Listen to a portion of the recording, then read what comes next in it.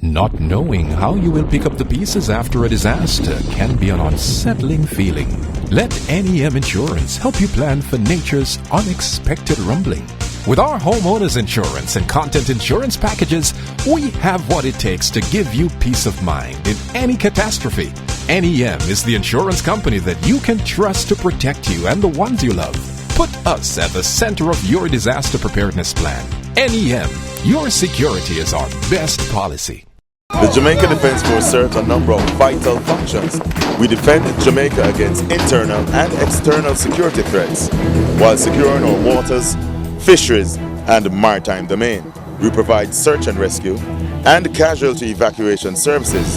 In times of natural disasters, we are an integral part of any relief, recovery, and reconstruction effort. And the wide range of support we offer demonstrates our experience and our expertise.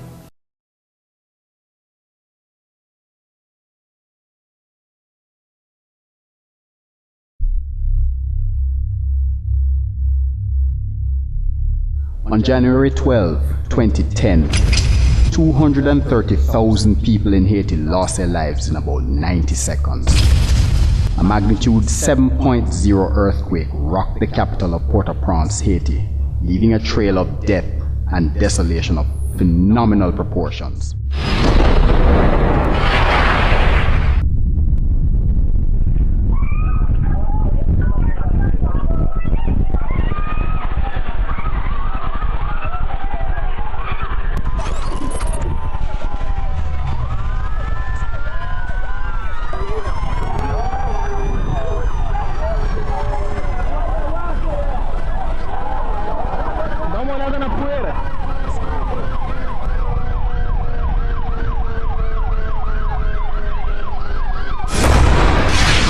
We will look at how Jamaica would have fared on January 12, 2010 had the epicenter of that deadly quake been in Jamaica and not Haiti.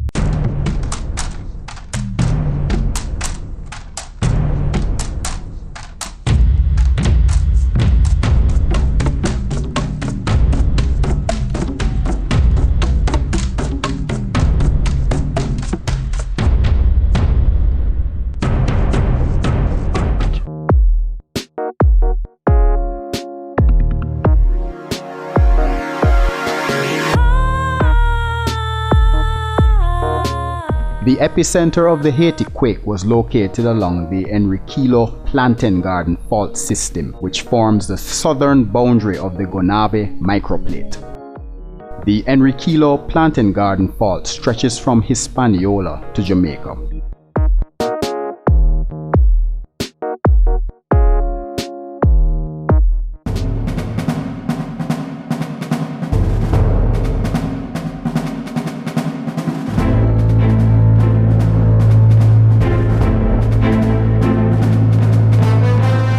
When I first heard about the earthquake in Haiti, my first reaction was one of profound shock. So much destruction, so much loss of life, and so close to us here in Jamaica.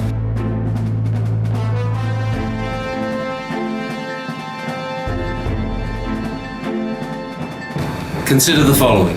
The quake happened in the same time zone, on a fault line that runs right up to our capital city. Its epicenter was within 300 miles of Kingston, and many of us actually felt the quake.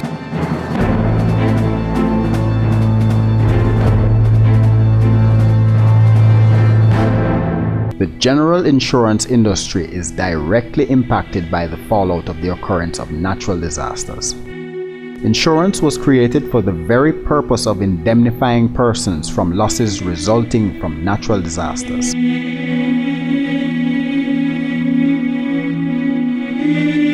For us at NEM, there was an extra significance. People turn to their insurance companies after a catastrophe to get back on their feet.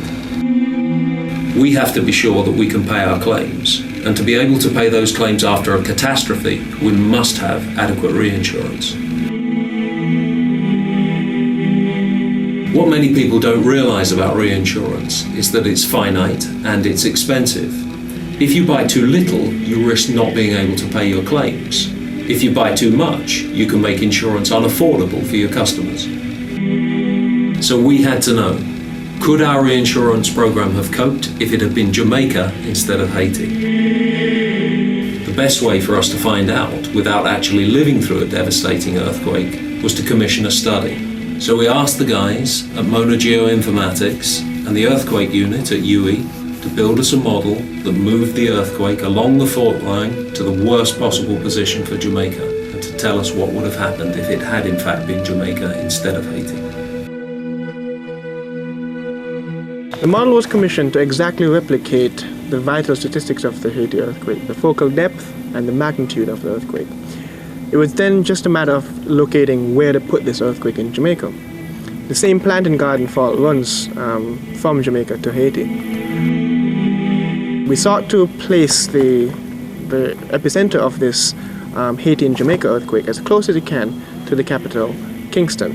That way you replicated the physical proximities of the Haiti earthquake to Port-au-Prince, the Haitian capital, and in this case, Kingston, our capital. However, just like cloning, simply replicating the vital statistics of the earthquake does not necessarily mean that the effect and impact would be the same. Ground attenuation away from the epicenter are different in Jamaica as it is in Haiti, just because there's simply different geological environments in which the earthquake waves will be passing.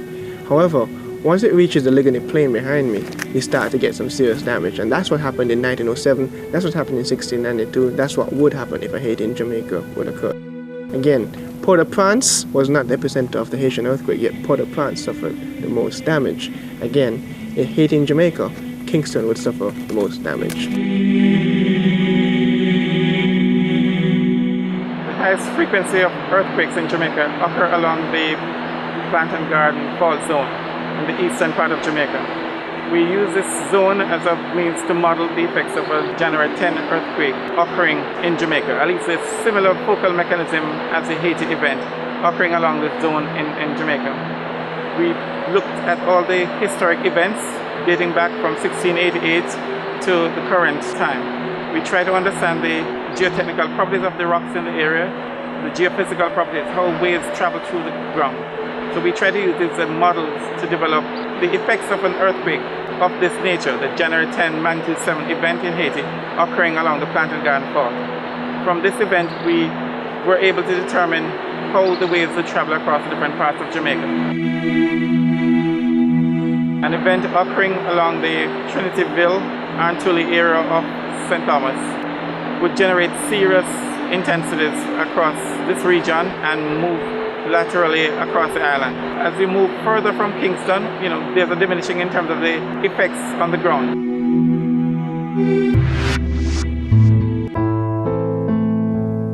When dealing with earthquakes, there are two terms that you need to be familiar with: magnitude and intensity. Magnitude speaks to the strength of the earthquake. Intensity speaks to what is actually felt. You feel a loose shaking of the earth, or you feel a severe shaking of the earth. One of the things that we need to understand is that the earthquake is more than just the magnitude and intensity of the event itself. We need to consider the building types that go into play and that are going to be affected by the earthquake ground motion. We need to understand the location in which the ground motion is moving through. All of these things play significant roles in determining the amount of damage that we can expect from an earthquake event. For example, the differences between Haiti and Jamaica also redound to the fact that our building practices are very different from theirs. Squatters in Haiti typically don't build with block and steel. Squatters in Jamaica do. Behind me we have the communities of Kintyre, etc., which have significant numbers of squatter communities, all with block and steel. However, behind me we can actually see several buildings, but presumably block and steel, but perched very precariously over the edge of the riverbed. In the event of an earthquake, that building is going to fall into the river en masse. Block and steel and all. One of the things we also should understand is that because of the nature of ground motion, you're going to see crumbling and cracking in structures, but it depends on the structure. Fine-built masonry structures such as what you'll see at the university and so on will withstand ground motion a lot better than more poorly built structures.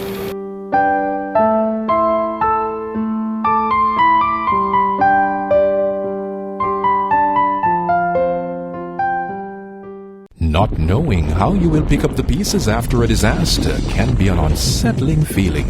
Let NEM Insurance help you plan for nature's unexpected rumbling. With our homeowners insurance and content insurance packages, we have what it takes to give you peace of mind in any catastrophe. NEM is the insurance company that you can trust to protect you and the ones you love. Put us at the center of your disaster preparedness plan. NEM, your security is our best policy. The Jamaica Defence Force serves a number of vital functions. We defend Jamaica against internal and external security threats while securing our waters, fisheries, and maritime domain. We provide search and rescue and casualty evacuation services. In times of natural disasters, we are an integral part of any relief, recovery, and reconstruction effort.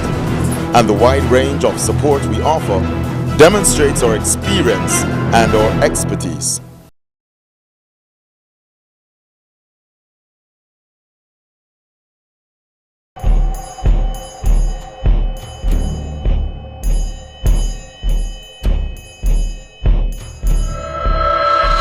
Earthquakes happen suddenly and without warning. They have no season, no time of day, and no special conditions that could be easily detected beforehand. They just happen, and they happen quickly. There is no time to run or to escape. You are either in a secure location when the quake occurs and you are safe, or you are not, and your life is left to fate.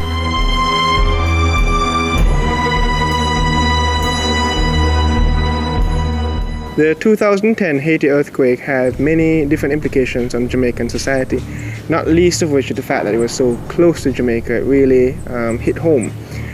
One of the implications of the scientific research that followed that Haiti earthquake, in addition to measuring the magnitude and intensity of the event itself and what would happen in Jamaica, is to relate what would happen to our built environment, our social environment, in addition to the natural environment. These are the important considerations that the Mona Geomatics Institute took into play when we engaged in this study. You see, one of the things about scientific modeling comes the question at the end, so what? What do we do with this? This study really tries to take a look at that. How many buildings would be affected? Where would it be affected? And also the cost of the impact. And these are some of the realities that we try to incorporate into the model and the analysis thereafter. On January 12, 2010, lives were lost and forever changed in Haiti. Indeed, another major and sad chapter was added to the history of that nation. What would the results have been had it been January 12, 2010 in Jamaica?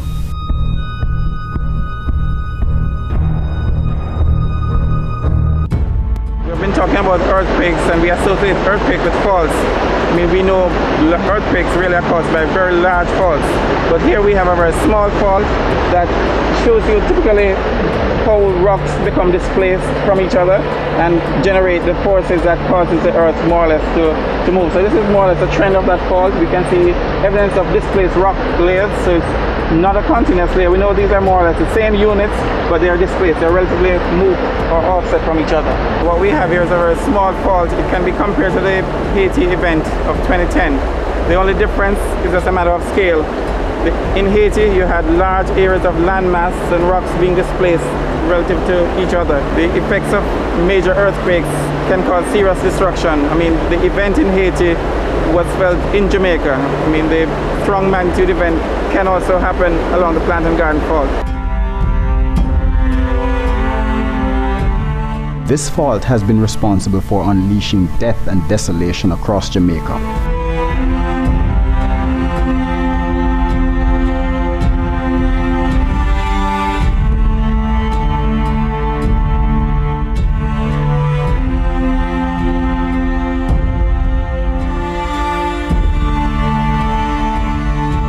The 1692 and the 1907 earthquakes are probably two of the most notable earthquakes in Jamaica's history.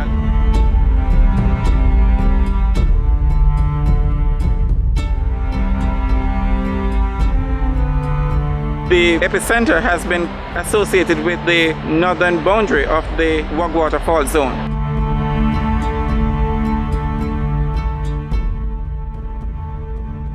If we were to use this rock to represent Jamaica, you can see continuous patterns on this rock surface. We could use this to equate with the continuous fault lines that we see across Jamaica. Jamaica is filled with fault lines. We have a number of major fault lines. We talk about the Plantain Garden Fault that starts from the eastern part of Jamaica, moves into the central part, into the Kingston St. Andrew area. We talk about the Wagwater Fault, the central part of Jamaica. We talk about the Crawl River, the Newmark and Montpelier Fault Zone, and the Duanville. These are the major fault zones within Jamaica.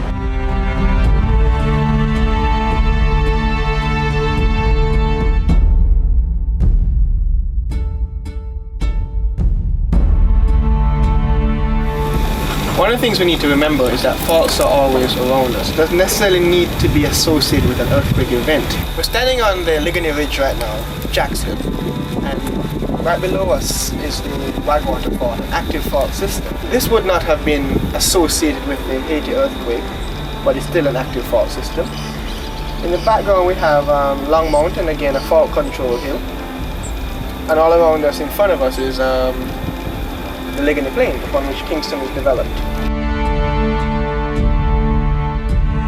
The thing about faults and the thing about alluvial plains is that these are areas that would be particularly affected by earthquake ground waves moving from the hypothetical epicenter up at Antilles. And these are the areas that would particularly feel the damage of the Haiti and Jamaica event.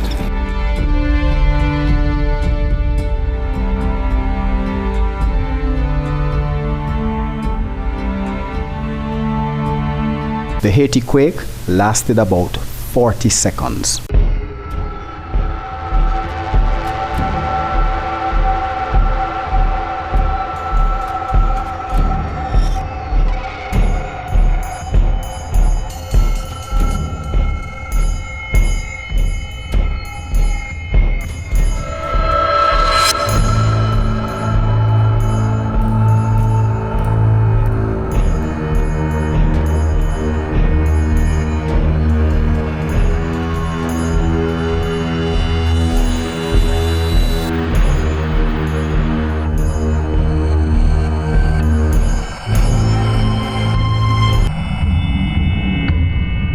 That's how long it took for this fault to initiate a chain of events that would kill 230,000 people.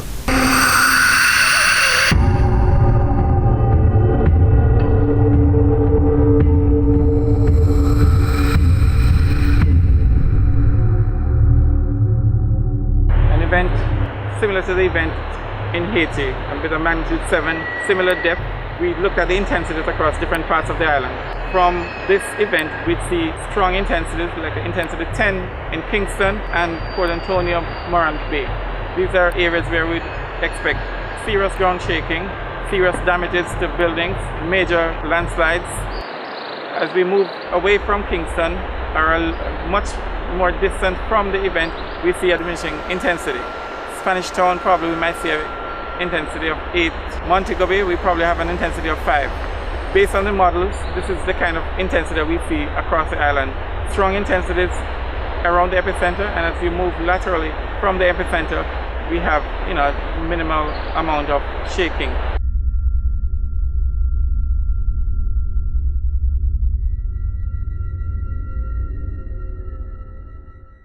Not knowing how you will pick up the pieces after a disaster can be an unsettling feeling. Let NEM Insurance help you plan for nature's unexpected rumbling. With our homeowners insurance and content insurance packages, we have what it takes to give you peace of mind in any catastrophe. NEM is the insurance company that you can trust to protect you and the ones you love. Put us at the center of your disaster preparedness plan. NEM, your security is our best policy. The Jamaica Defence Force serves a number of vital functions. We defend Jamaica against internal and external security threats while securing our waters, fisheries, and maritime domain. We provide search and rescue and casualty evacuation services. In times of natural disasters, we are an integral part of any relief, recovery, and reconstruction effort. And the wide range of support we offer demonstrates our experience and our expertise.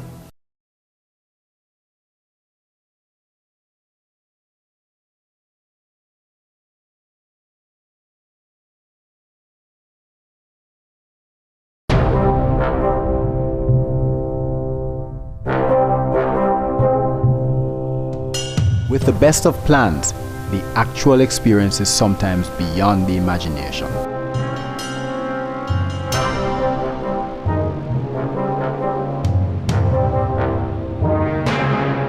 Jamaica provided help to Haiti within a day following the January 12, 2010 quake. The 12th of January 2010 changed the lives of a lot of people, including members of the JDF. Because within 48 hours of that earthquake in Haiti, members of the JDF were required to go to Haiti to render assistance. As a commander of that team that deployed to Haiti, the challenges were enormous, but through teamwork and a dedication and a commitment to really render the assistance that was required, we were able to overcome these challenges and provide some relief to the people of Haiti who were really suffering from the effects of this devastating earthquake.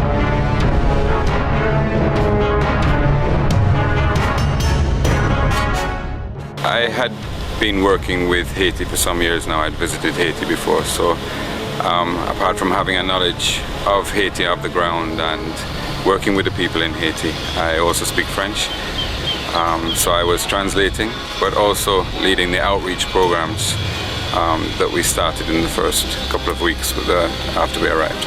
Initially, we arrived just a couple of days after the earthquake and saw the complete devastation in the town of Port-au-Prince. People were asking us for help continuously. They had no shelter, no food, no water. Many of them had either had loved ones that had died during the earthquake or were still lost. And so we were trying to assist in actually finding people underneath the rubble. The purpose of the deployment really was to render assistance to the Haitian people and also to provide support for the medical team from the Ministry of Health. Both the military team and the team from the Ministry of Health actually conducted treatment. We saw a lot of compound broken bones, compound fractures, lacerations, head injuries, chest injuries of children, young adults, and of course the elderly. A part of our group was stationed at the airport, the other part moved inland. The men and women who took part in the relief effort saw firsthand the way a major quake can change the human and physical landscape of a nation.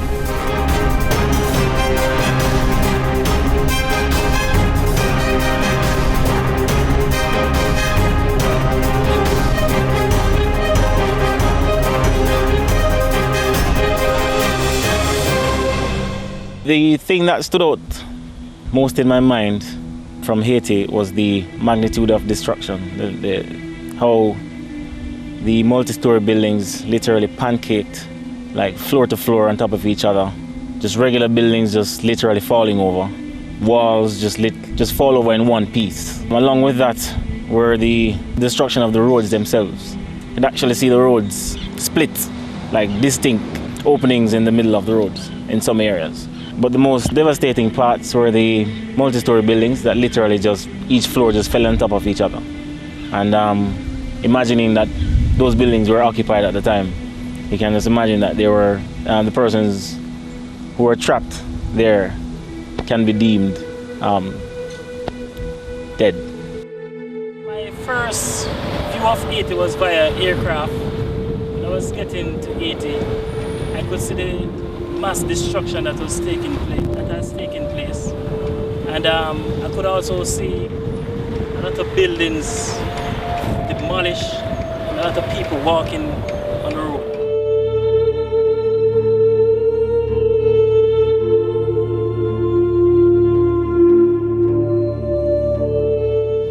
Most of the persons who came to us, they were crying for help. They were very desperate as it relates to trying to find their loved ones. And they didn't have anywhere to turn to find them. They were just hopeless and just walking around aimlessly.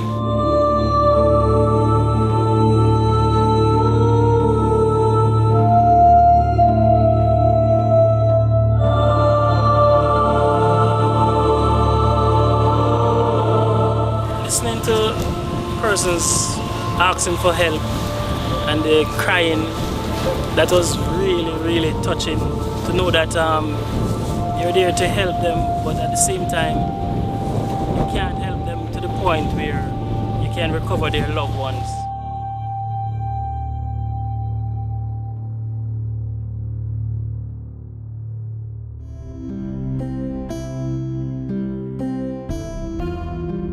One night I was passing by the hospital to check on my guys and see how things were going. And I heard a young girl, 13 years old, screaming, absolutely terrified. She had just been advised by a foreign doctor who was working at the hospital that he was going to remove her leg. I was able to speak with Dr. Blake, one of our leading orthopedic surgeons who was working at the hospital at that time, and get him to come to her. And he looked on the leg and said, no, we can fix this. And I promised the young lady, I said, listen, I will stay with you until you're fixed. I promise you I won't leave you. And we took her into the theater and I assisted with the operation and kept her calm. And then afterwards, I went to visit her several times, and every time the biggest, brightest smile that you could possibly imagine on her face. And I understand that she's walking and leading a normal life now.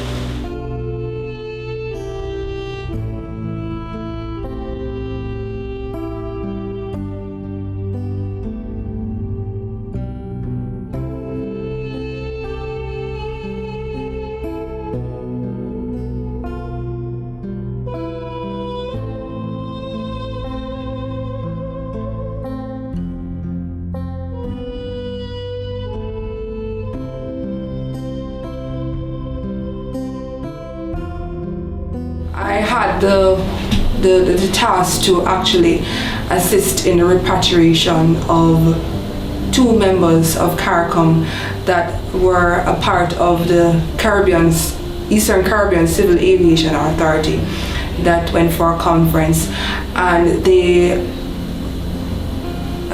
unfortunately perished in the earthquake.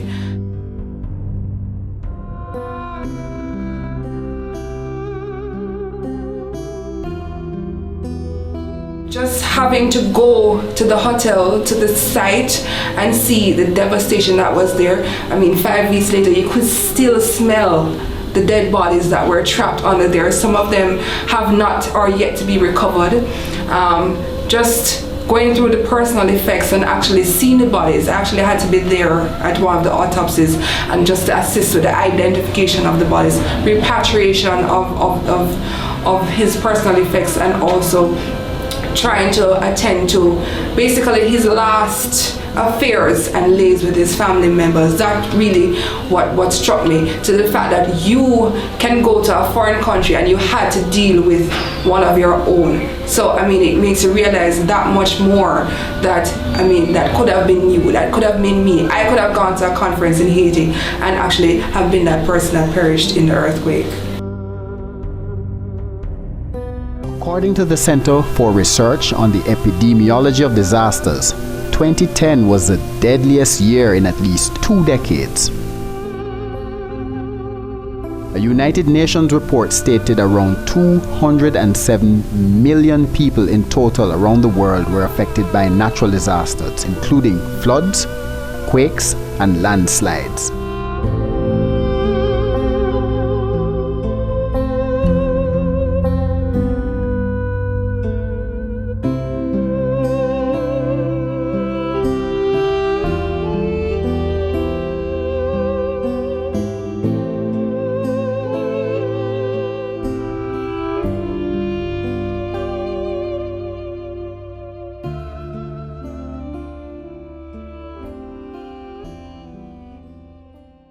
Not knowing how you will pick up the pieces after a disaster can be an unsettling feeling. Let NEM Insurance help you plan for nature's unexpected rumbling. With our homeowners insurance and content insurance packages, we have what it takes to give you peace of mind in any catastrophe. NEM is the insurance company that you can trust to protect you and the ones you love. Put us at the center of your disaster preparedness plan. NEM, your security is our best policy. The Jamaica Defence Force serves a number of vital functions. We defend Jamaica against internal and external security threats while securing our waters, fisheries, and maritime domain. We provide search and rescue and casualty evacuation services. In times of natural disasters, we are an integral part of any relief, recovery, and reconstruction effort. And the wide range of support we offer demonstrates our experience and our expertise.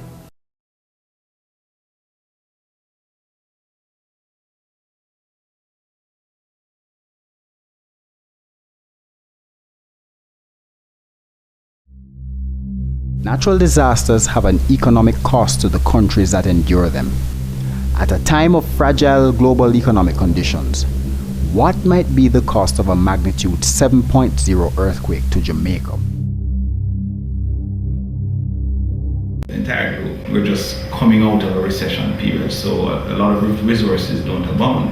And on top of that, I think the activities of the donors have been quite intense over the last year or two. Not just coming out of the Haiti earthquake, but there were a number of floods which would have drawn on their own resources.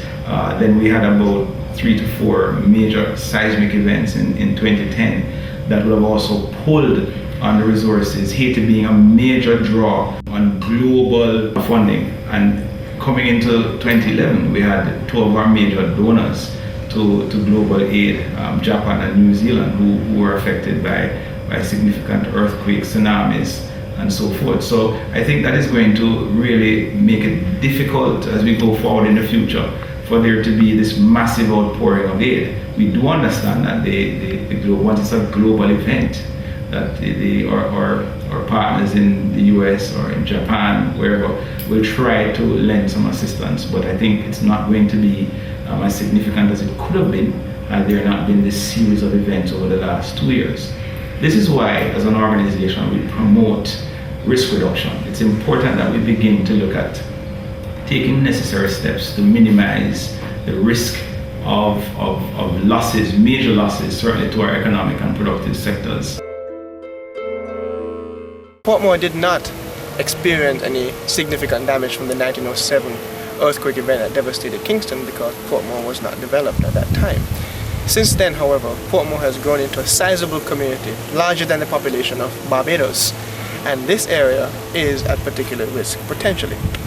While well designed and properly developed and laid out, we've had several instances of Portmore buildings being extended upwards and outwards with or without the parish council or local government approval. And these create different design conditions in which the building is operating. We're talking about increased load, we're talking about a different footprint that would be affected as a result of ground shaking.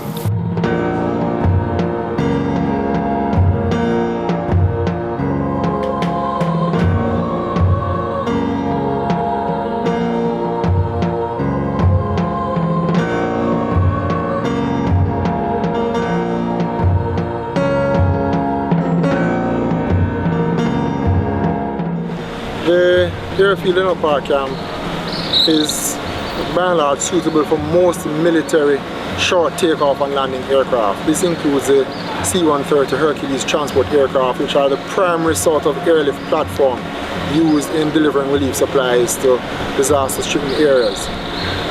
The issue is not so much to do with the length of the airfield, but really the surrounding facilities and infrastructure that will support receiving, storing, and then distributing the supplies that come in.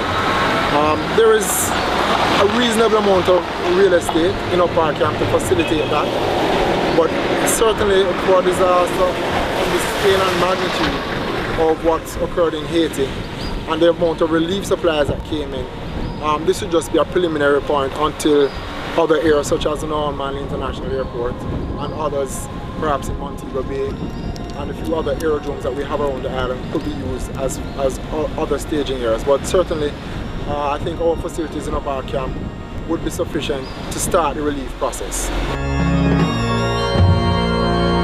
Comparing Jamaica's terrain with Haiti, it is pretty much the same. And the impact of the earthquake in Haiti in terms of the overall environment would have had the same in Jamaica. The difference, however, I think would be the method of construction of buildings. We do things drastically different in Jamaica based on what we saw in Haiti and how we do construction in Jamaica. As you can see in front of us, this is a building coming out of its foundation, and you can see the amount of reinforcement bars that are being used. As a result of this, if an earthquake should hit, this building will stand a great chance of surviving that earthquake because of the reinforcement that you see running throughout the structure itself. Concrete is high in compressive strength, and as a result of that, it is easy to crush or to crumble on itself. As a result of that, reinforcement bars are used to complement that because it's high in tensile strength. And what this does, it offers resistance to any kind of compression that the concrete itself will force down on the building. So as a result of that resistance provided by the reinforcement bar, this building will be able to withstand an earthquake much better than what we saw in Haiti.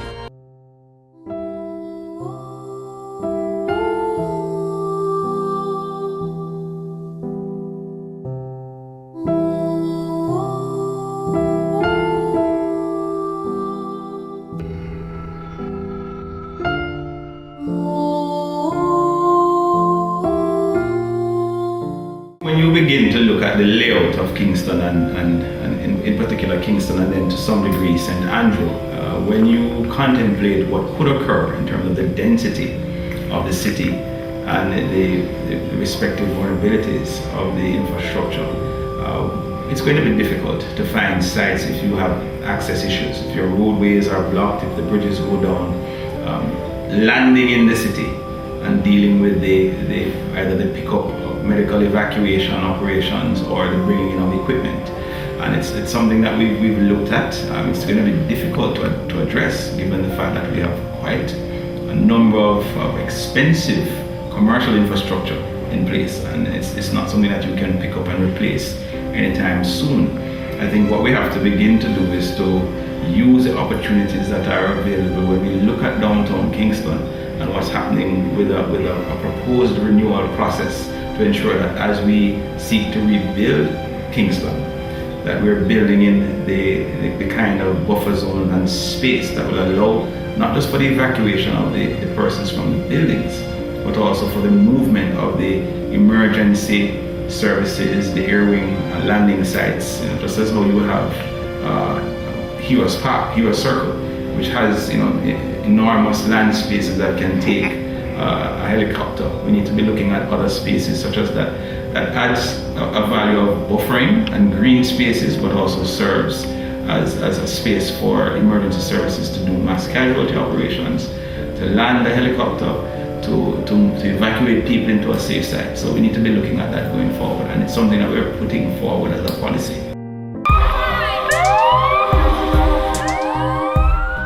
This is a terrain, it's a rocky terrain hillside. For earthquake, you'll have landslide, boulders, broken away of roads and so on. We'd have to be more careful in our movements, and because of the things that might happen along the way, we wouldn't want too much, like for example heavy duty vehicle rolling around here. It might be painstaking, much more painstaking than how we are now moving much more rapidly.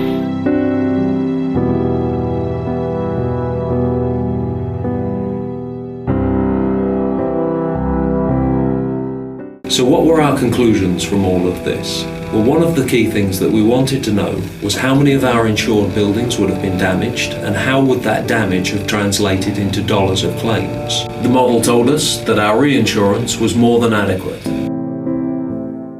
Because of better building practices, infrastructure and disaster preparedness, Jamaica may well have fared much better than Haiti. But it still would have been a very significant, frightening and destructive event. We all have to recognise the serious threat that earthquakes pose to Jamaica and prepare as best we can.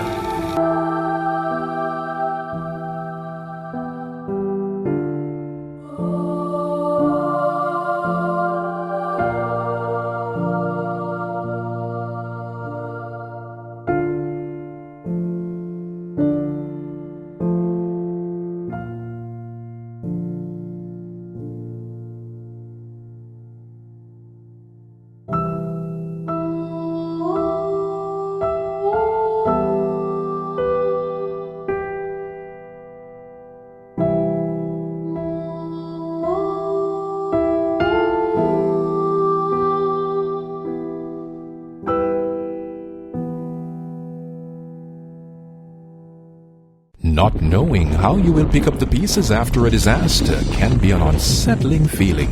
Let NEM Insurance help you plan for nature's unexpected rumbling. With our homeowners insurance and content insurance packages, we have what it takes to give you peace of mind in any catastrophe. NEM is the insurance company that you can trust to protect you and the ones you love. Put us at the center of your disaster preparedness plan. NEM, your security is our best policy. The Jamaica Defence Force serves a number of vital functions. We defend Jamaica against internal and external security threats while securing our waters, fisheries, and maritime domain. We provide search and rescue and casualty evacuation services. In times of natural disasters, we are an integral part of any relief, recovery, and reconstruction effort. And the wide range of support we offer demonstrates our experience and our expertise.